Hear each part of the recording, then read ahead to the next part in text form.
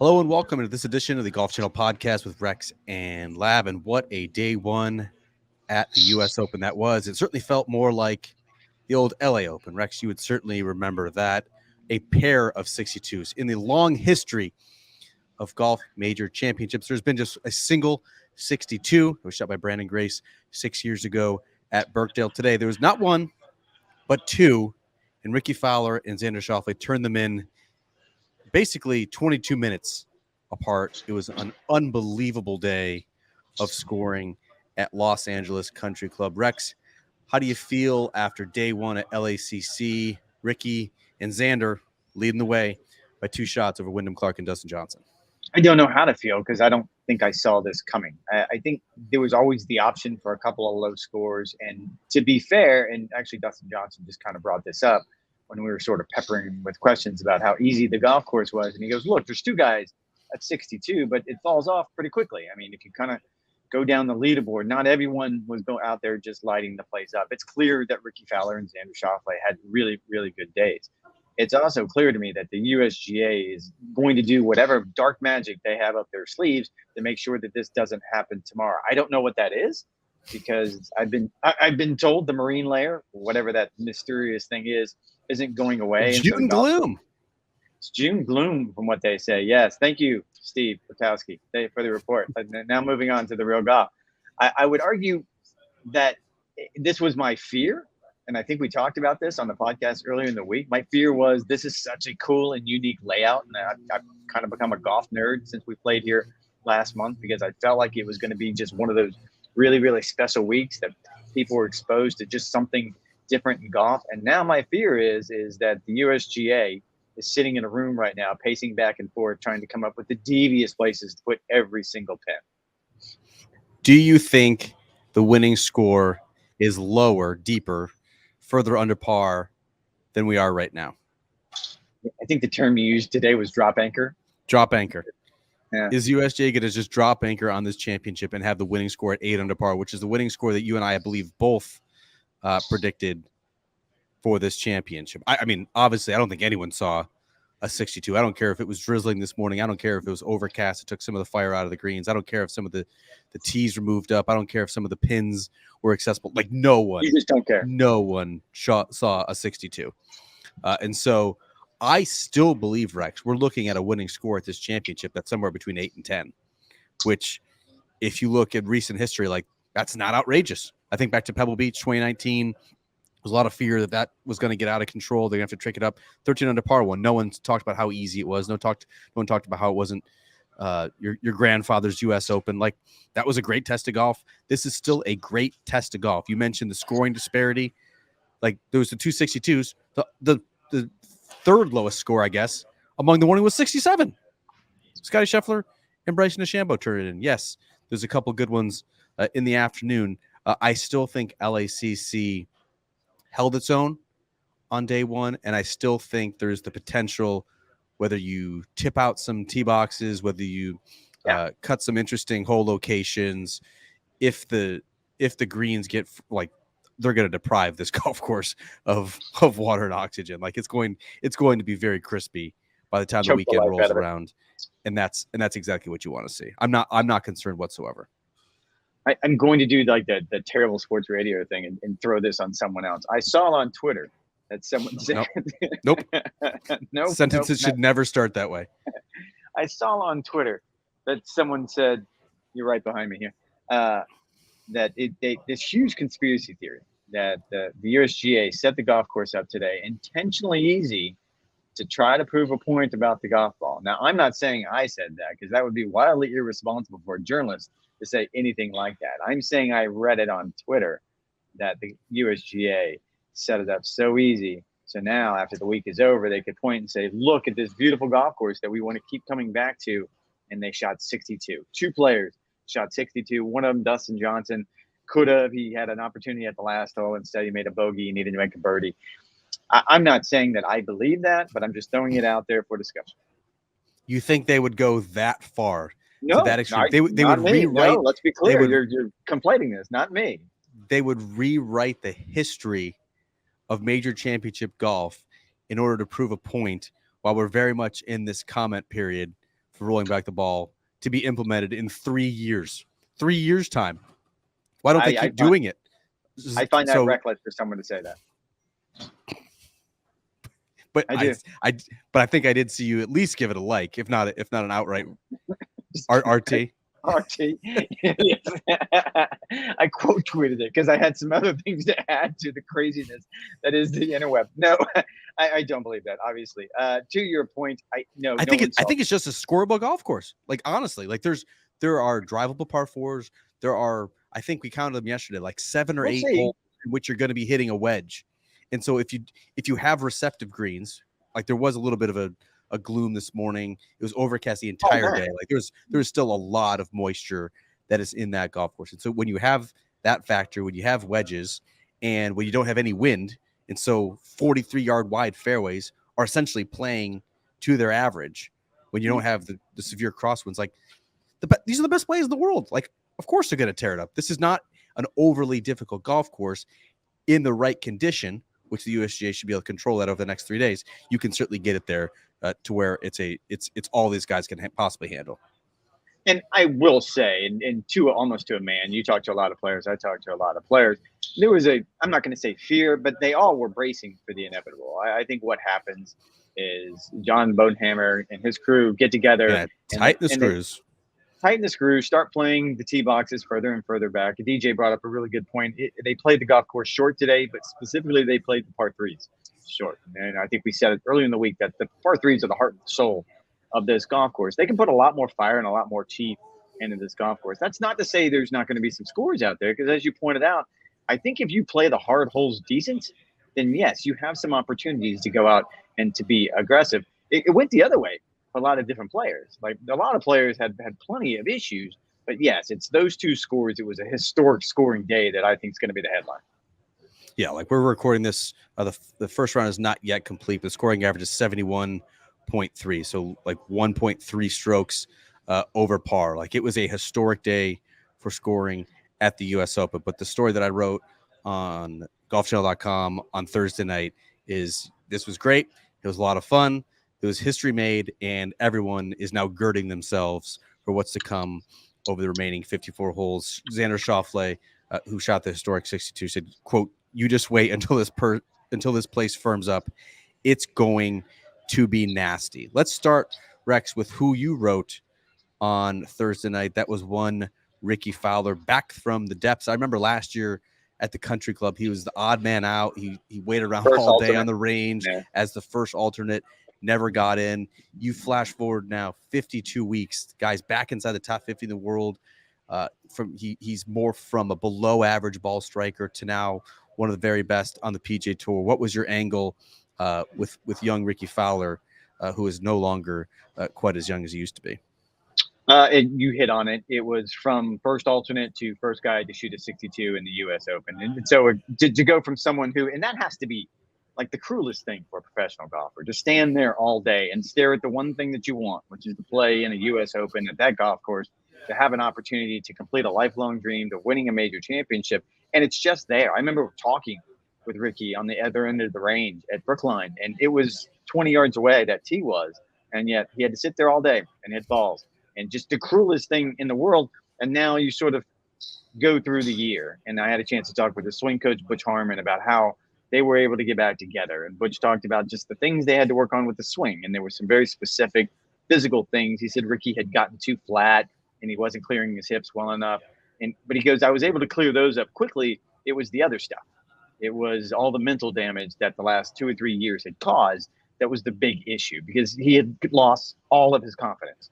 And this was a player that kind of lived on confidence. Like, he put himself in a bad position, and yet every single time he found a way to get himself out of that position. And that had all gone away because of the way he had played. He said he's back to Rickie said, he goes, I'm back to where I was in 2014, 2015. Butch said he felt like he's actually better right now, certainly from a swing perspective. He pointed out his stats today. Like, I mean, he was really, really good. I mean, his ball striking stats, Rex, have never been better. Like, he's been a great player. He's been a great player on the PGA Tour. He's had top fives in all 4 majors in 1 year back in that great year in 2014. He's won a Players' Championship, but never has he struck the ball statistically better than he is right now. No, and today I think the key was actually he made some like mid-length putts. I think he had 7 Yeah, putts over 10 feet led long. the And so led the field. He led the field in putting yeah, today. strokes gained putting, and I think that's probably the key. But yeah, to the point. I think anyone who was paying attention, and I will take a bit of a victory lap, that the guy on the outside that you thought would have a chance this week, I picked Rickie because I picked outside of Rickie as well.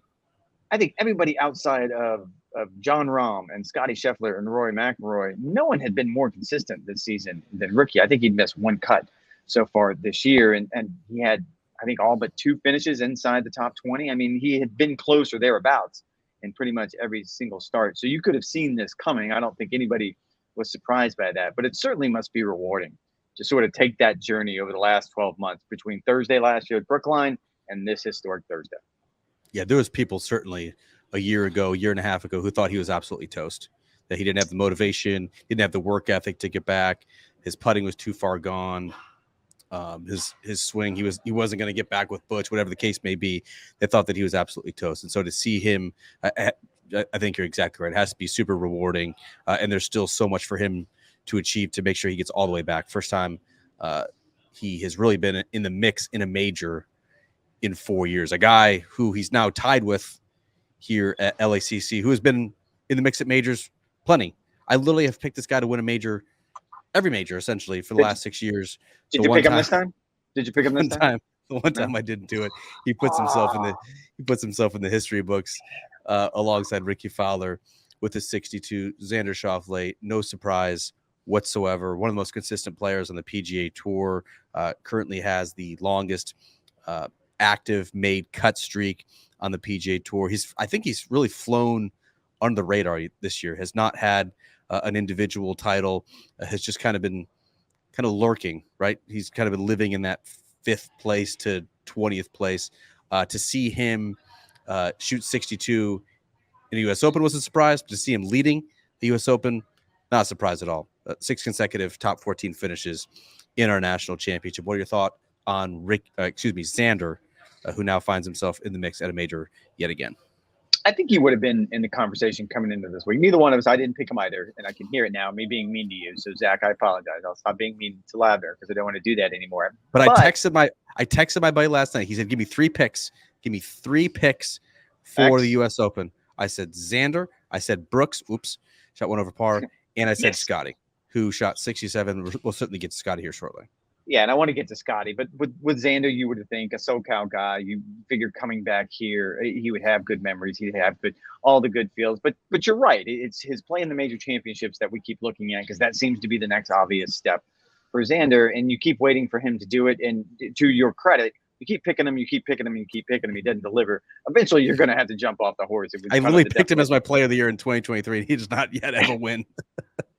It's kind of the definition of insanity. So, yes, he was in a difficult position. I didn't pick him either, simply because until he actually does it in a major championship, you're always going to be a little bit reluctant. But I don't think I'm surprised. I'm surprised at the number. Like 62 was not a number I would have jotted down, but I wouldn't have been surprised if you told me at the end of day one he'd be tied for the lead.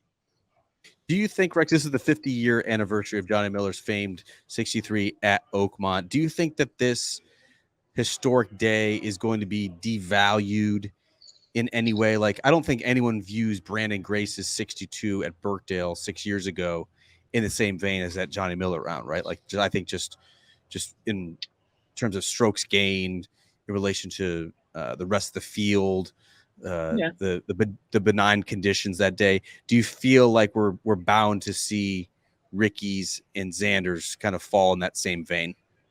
I would be really curious how history is going to remember this. And only because for 22 minutes, as you pointed out, I kept thinking to myself, like, wow, Rickie has done something truly historic. Like, I wonder if it's going to land. I wonder if he's really going to understand. I wonder if he's going to get credit for it, or is everyone going to point to, as the conspiracy theorists that I just mentioned on Twitter, going to point to all these different things that factored into this, that maybe they play the ball.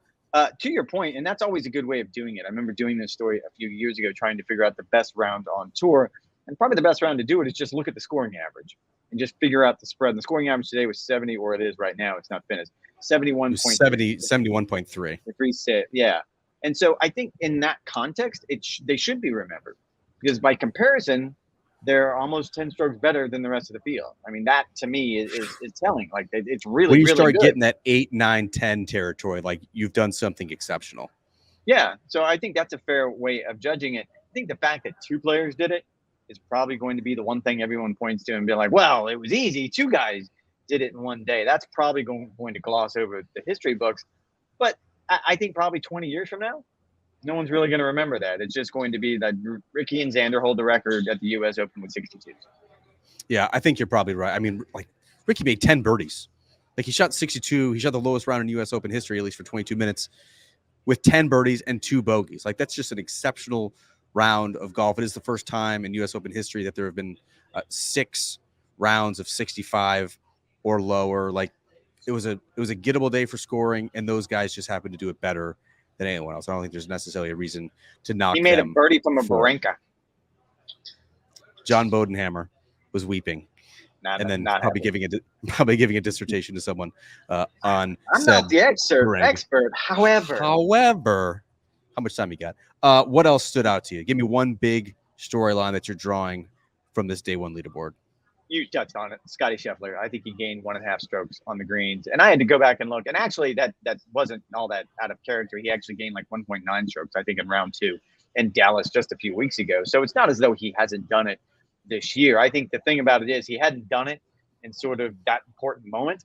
And I think in his mind, I know it's just Thursday and we got a lot of golf to play, but this had to be an important moment for him. Because as I said, I spoke with his swing coach, Randy Smith. I mean, you don't want this to become a thing. You don't want look, I'm leaving the field and ball striking. Dangerously close to a thing. And look, this is just one round. I don't want to make this into something bigger than it actually is, but that certainly has to help. That certainly has to do something for his confidence, which I'm sure was at a very, very low mark. We were getting dangerously close, Rex, to how we were kind of treating and talking and listening to Jon Rahm a year ago. Last spring, there was so much talk. Jon Rahm was driving the ball exceptionally well.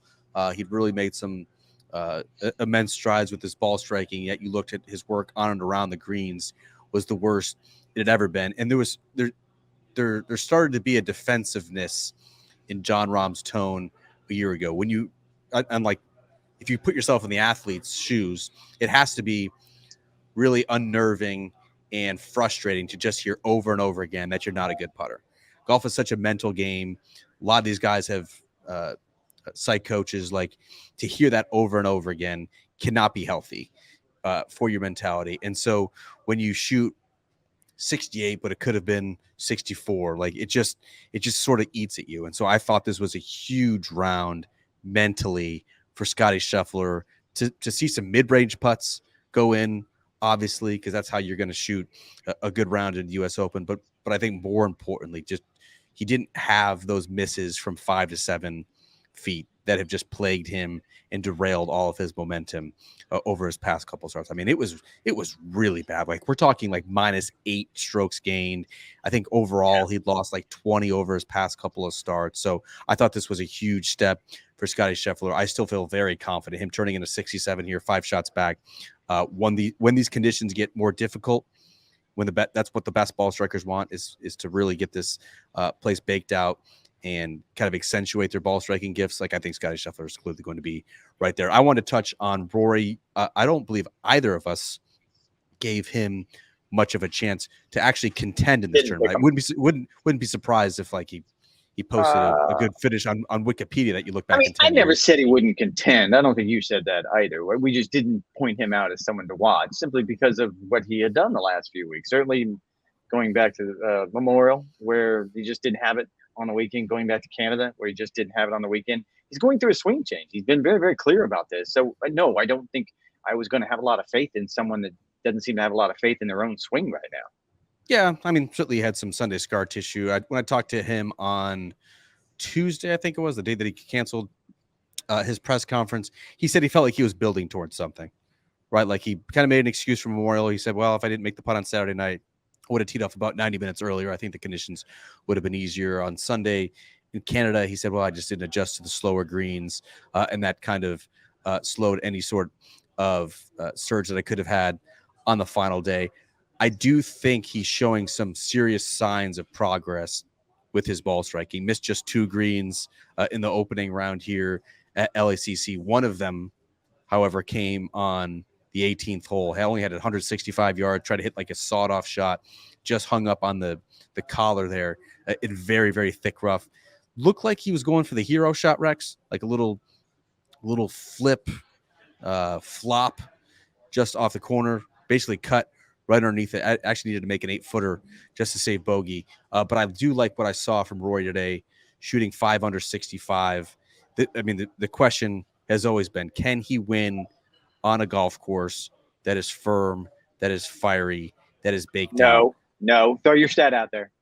Has never won a tournament in which single digits under par was the winning score. And the two leaders through one round are 8 under par. So that correct. Your stat, you can't, you're gonna do this where you always use the same stat to make different arguments. So you can't use the same stat now to make the argument that because there's a very good chance. Facts are facts. No, that's fine. There's a really good chance that the winner is going to be double digits under par. So you can't dismiss his chances just because you keep throwing that stat out there. That should actually help him. If the winning score is going to be double digits, if the winning score at this U.S. Open is double digits under par, I feel a lot better about Rory McIlroy's chances. However, if they really tighten the screws on Thursday night and Friday morning and make this golf course a little bit of a torture chamber here for the second round, which I'm still a little skeptical, Rex. Like, you still have 156 guys. The middle to bottom half of this field is not strong. It's filled with qualifiers and people who, quite frankly, don't really have business contending in a major championship. Like, you still have to make it somewhat feasible for these guys to get around. I don't think the torture is going to come on Friday. I do think it'll be slightly more difficult, but not quite there. If it's single digits under par, I think he still has a lot to prove.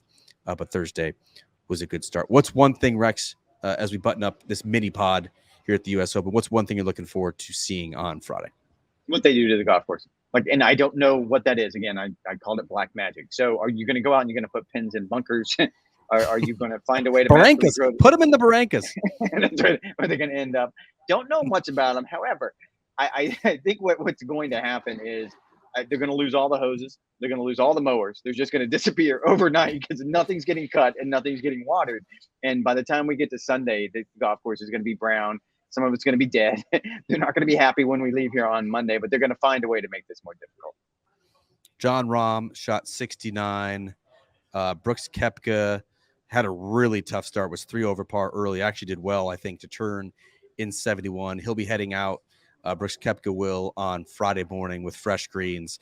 Curious to see what he can do. I think if you're Brooks Koepka, the last thing you wanted to see was 62 winning this golf tournament on Thursday morning. He said it himself. He is not built for shootouts. He is not built for tournaments in which 65 is kind of going to be keeping pace with the rest of the contenders. Can he dial it up on Friday and shoot that 65, 66 that he's going to need to really give himself a chance? That is kind of what I'm looking forward to seeing most on Friday. Anything before we go? No, it is interesting that both those players are hoping for different things. Rory doesn't want the anchor to drop, and Brooks wants the anchor to drop. So I think that's fascinating.